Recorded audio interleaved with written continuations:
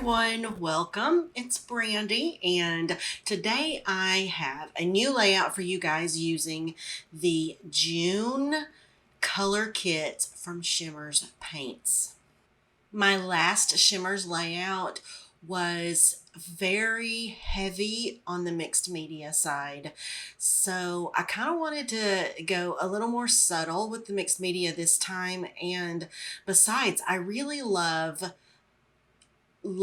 all of the papers and these adorable little cardstock elements that are in this month's kit, and I just kind of wanted to give them an opportunity to shine. This is a pretty simple layout. I just chose the elements that I wanted to add and placed them around the photo in a way that makes the most sense for me and is the most pleasing to my eye. And then off camera, I'm going to end up gluing all of these together and backing them with some craft foam and then placing them as a single unit in the center of the page.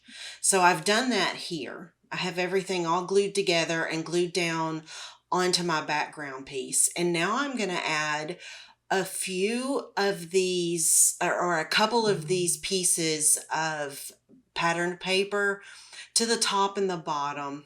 I'm just going to kind of layer them up a little bit. And this floral page it can only go one way. It's right side up or sideways or upside down. You can tell which way is right side up. So I had to make sure that I wasn't putting the pieces upside down or turning them sideways on here. So it took me just a second to make sure that I was tearing the paper correctly. Also to make sure that I got the white edge the way that I wanted it. And now I'm just going to add a little peekaboo piece of this striped page just to add a little bit of depth to the paper, because up until this moment, everything is really light and airy. And I feel like I needed something to help anchor all of it together. So I'm just adding a little strip of it, and I'm also tearing it off. I'm going to do that to the top, and I'm going to do the bottom piece actually off camera. So I'm not going to make you guys watch that part. We all know how to tear paper.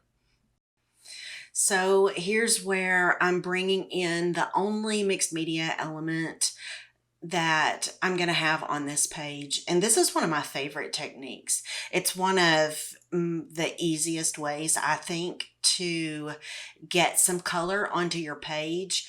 Plus, I think that it helps add some depth and dimension and some shadow behind my entire cluster that wasn't there before. So even though I have it popped up on to the craft foam behind the entire cluster, you can't really tell just by looking at this from the top down. You can't see necessarily that it's popped up. But once I add this color and this shadow that is just kind of peeking out from underneath the piece, the clusters, then it really gives that almost illusion that it is sitting on top of the page, just kind of hovering over the top of the page. And it really is one of my favorite ways to get color onto the page. I'm just dipping my paintbrush in and kind of letting the paintbrush do all of the work. I'm taking care not to accidentally touch my brush to anything, to the photo or to any of the elements. And honestly, I really didn't do a very good job at that part. There were a few places where I did accidentally touch it, but I don't think you're going to be able to tell. Somebody would have to examine it really closely. When you're looking at the big picture, you're not going to notice that. Also, off camera, after I get through going around this with my paintbrush, I very, very carefully added a few tiny splatters. I had to be super careful because of the little, I guess, the different shapes of all of the elements that are on the page and the photo, and I didn't want any splatters to get on the other pieces of patterned paper.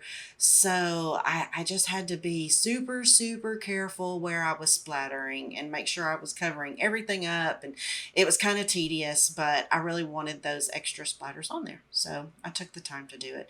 Now I'm just winding some twine or embroidery floss actually through my tags here just to give a little more interest to it so it doesn't feel like a hard stop. It actually adds a softer edge to it and makes it look a little more finished. And honestly, that almost wraps up this layout. I told you guys this one was a fast one. Really simple, super easy to replicate if you guys have this kit and maybe you're at a loss as to what to do. This is a very, very easy layout to replicate.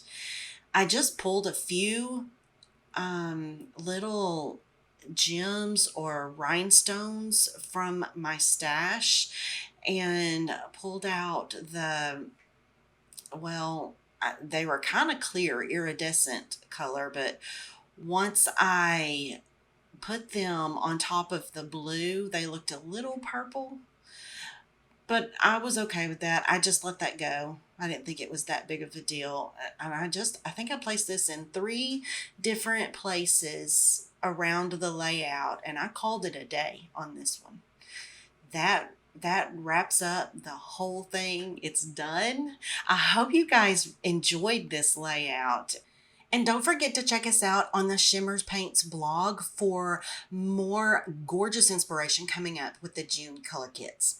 And also don't forget, if you decide to make a purchase on the website, to add my name to the comment section of your order for a free gift. I hope you have a lovely crafty day. Bye-bye.